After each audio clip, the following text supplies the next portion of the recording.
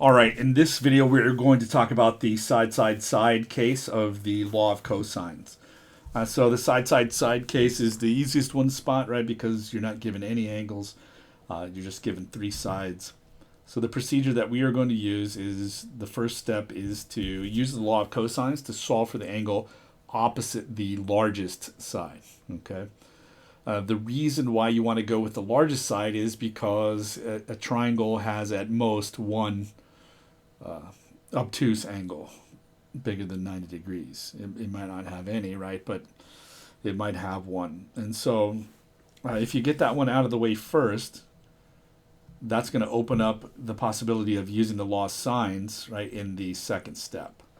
Um, if you don't solve for the angle opposite the largest side, then you may not find that obtuse angle at first, and then you're going to have an issue when you go to use the law of sines because the calculator, when you use the inverse sine to find the angle, it may not be giving you the angle that you want in there. So because of the fact that it'll give you a quadrant one angle, and right, an obtuse angle would be bigger than 90 there. So the calculator won't give you the correct answer, and you'd have to adjust there. So make sure that you go after the largest side with the law of cosines.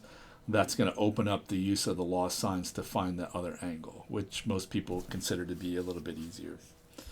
You can also just use the law of cosines twice, right? And then you don't have to worry about it.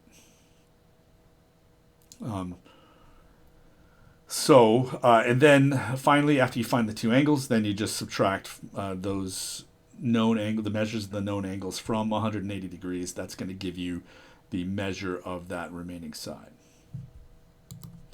All right, let's take a look at an example. So here we're given a measurements of the three sides, A, B, and C, and we need to solve the triangle.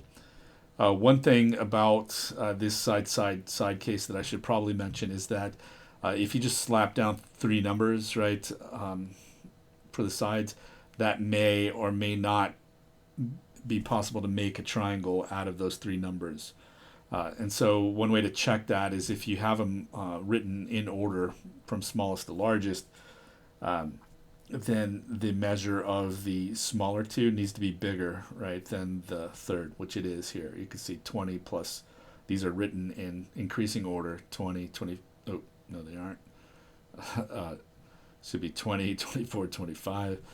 But you can see if you add the two smallest up, 20 and 24, it's bigger than the largest side here. So that means that this is a legitimate assignment of lengths of sides of a triangle. You'll be able to solve it. I'm not really sure if any of the Newton problems that we're looking at have that, if they do that or not. But that's an easy way to tell. If you forget that, what's going to happen is that you'll run into some errors when you try to take the inverse cosine of those using the law of cosines. It's gonna give you an error, but you know it's kind of better off if you check the lengths first, because you could just make an error, slight error, and um, you don't know whether or not it's because this isn't a real triangle, or if you just made some mistake. So it's better to check and just verify, okay, this is a legitimate assignment of lengths. So, okay. So what we're going to do is, right, we want to find the angle opposite the largest side. The largest side is um, B here, okay? And so what we're going to do is to find angle B first. And looking back at our formulas, right, we can see for the law of cosines, we can see that angle B, right, is used by this formula right here. And so that's the one we're going to use.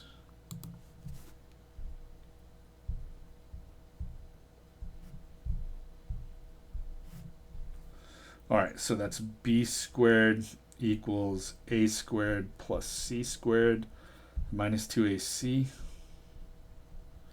times cosine of angle B.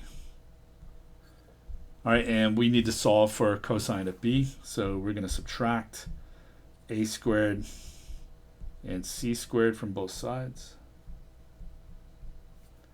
That's going to give us b squared minus a squared minus c squared equals minus 2ac over cosine b. And then I'm going to divide both sides by minus 2ac to get cosine b by itself.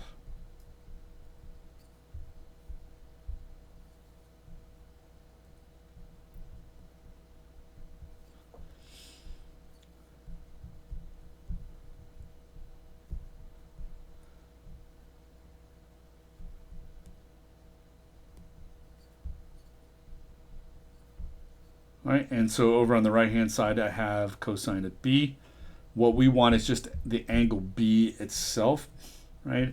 And so what we would do is take the inverse cosine of both sides here. So the inverse cosine of cosine b is just going to be b. And then over here on the left side I have the inverse cosine of b squared minus a squared minus c squared all over minus 2ac, like that.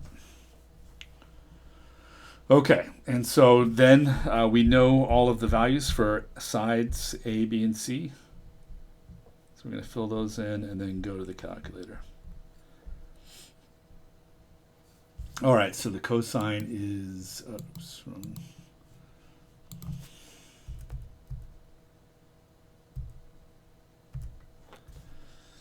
all right, so b squared is first, so that's 25. A is 20. And C is 24. And then the bottom we're going to have negative 2 times A, which is 20, times C, which is 24.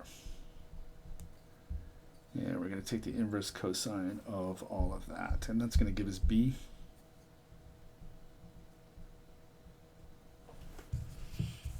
All right.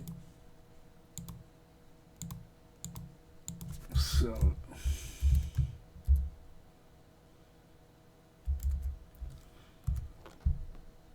that is 25 squared minus 20 squared minus 24 squared, all of that divided by minus 2 times 20 times 24. And making sure that we are in degree mode, which we are. So we get 68.554 degrees.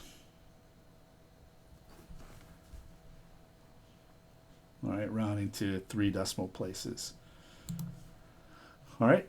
And so now we could use the law of sines to find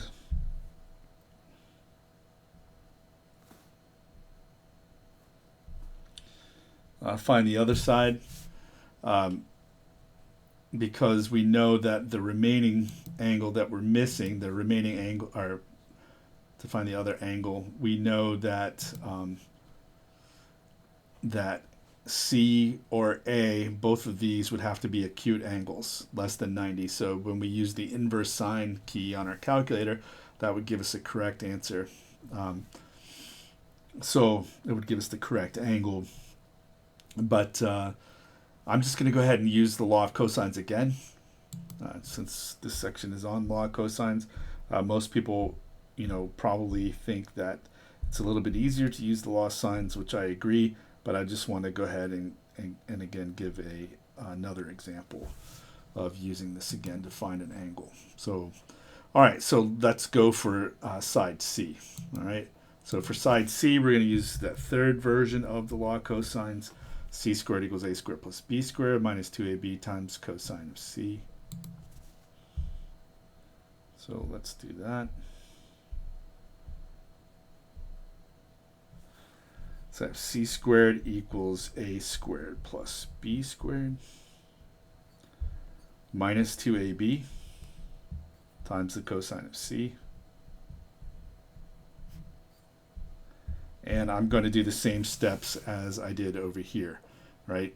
I'm going to subtract A squared and B squared from both sides.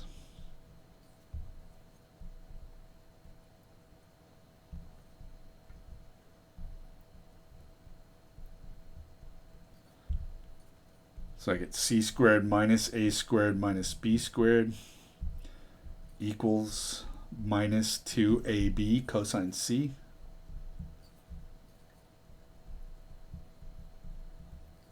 Then I'm going to divide both sides by minus 2AB.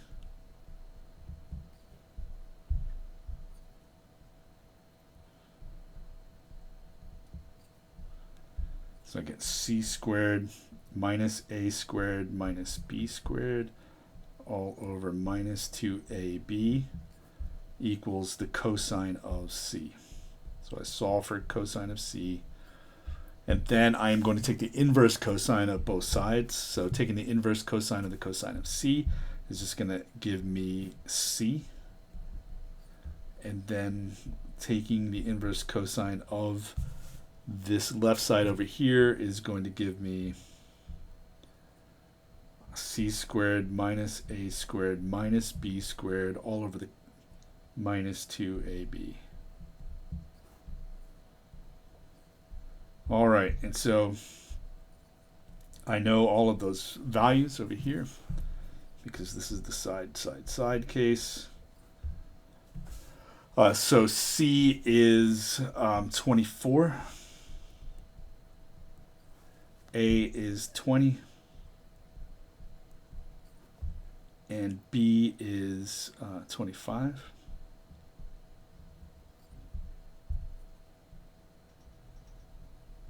So on the bottom we'll have negative 2 times A, which is 20, times B, which is 25.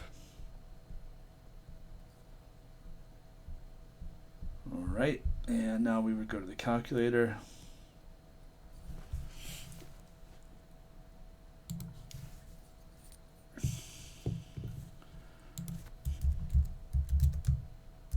And enter that into the calculator. So 24 squared minus 20 squared minus 25 squared. Divide all that by negative 2 times 20 times 25.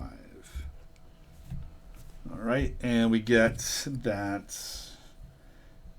it is 63.320 degrees. All right, so we have angle B and angle C. That makes angle EA easy to solve for. It's 180 degrees minus angle B, which is 68.554 degrees, minus angle C, which is 63.320 degrees. All right, and so A then will be equal to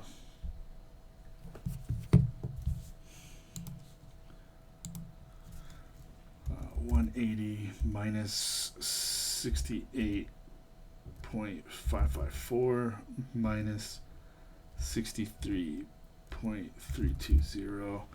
So I get 48.126 degrees for angle A.